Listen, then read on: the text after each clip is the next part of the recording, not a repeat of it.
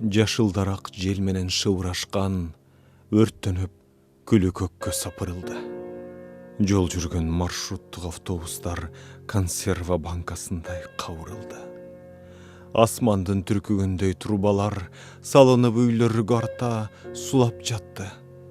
Быркырап кат үйдүн кирпичтери жер-жерде күкүм болуп урап жатты.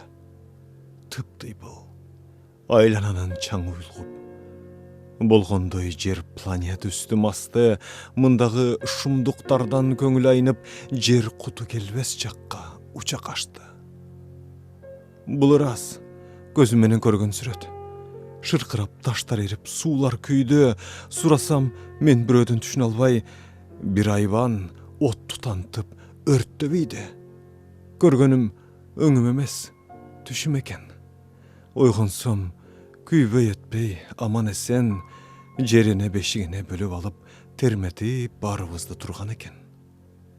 Эй, тарыхка күнөөкөрлөр, шумдуктуу ишиңерди карап турам.